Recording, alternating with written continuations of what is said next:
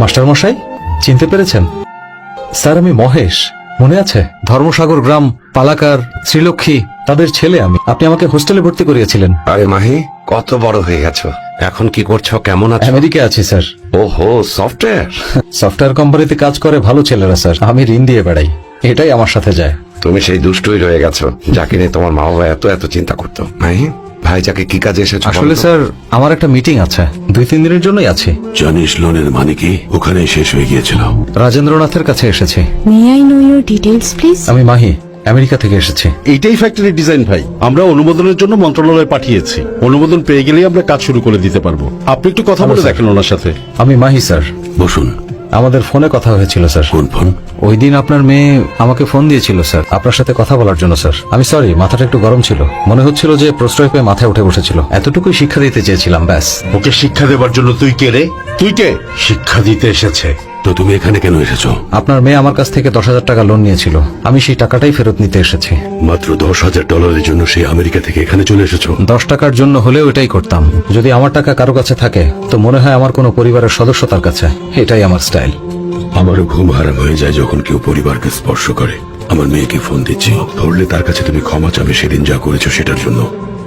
আর লোনের কথা বলে যাও, তাহলে হয়তো তুমি এখান থেকে বেঁচে আমেরিকা ফিরতে পারবে।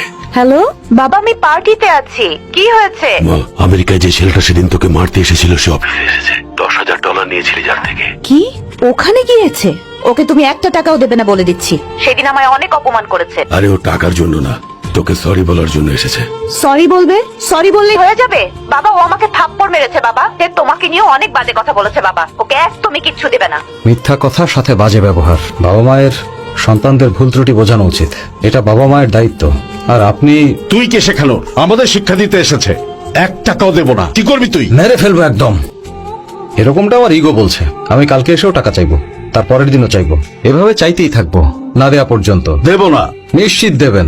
গার্ডস, হ্যালো, উঠুন, চলুন। 1 মিনিট, স্যার কথা মিটিং বলছি। আছেন, চলুন উঠুন আরে, এক এখান মিনিট। থেকে। স্যার, আমার টাকা। গার্ডস, স্যার যান প্লিজ, প্লিজ প্লিজ উঠুন, চলুন। স্যার, আমার টাকা না পাওয়ার আগ পর্যন্ত কিন্তু আমি দেশ ছাড়ছি না। তোরা সব নাটকের মানে আপনি অফিসে দেখা করবেন না বলে রাস্তায় মিটিং ফিক্সড করেছি। আপনি নাটকে শুরু করেছেন, আমার কলার ধরেছেন। আমি তো শুধু আমার টাকা ফেরত চাচ্ছি স্যার। তাহলে এসব করছেন কেন? টাকা দেবো না। দিতে হবে স্যার, ওগুলো আমার টাকা। এটা আমার ভাইজেক, তোর আমেরিকা না। ভাই, আপনি কি বলতে চাইছেন? Vizag America, Vizag America, Vizag America? ওখানেও মানুষ আছে, এখানেও মানুষ আছে, ওখানেও রাস্তা আছে, এখানেও রাস্তা আছে, ওখানকার মতো এখানেও সমুদ্র সৈকত আছে। বারবার আমাকে ভাইজাক আমেরিকা দেখাচ্ছে, যেন আমি কিছুই জানি না। পরেরটা আমি তোকে দেখাচ্ছি।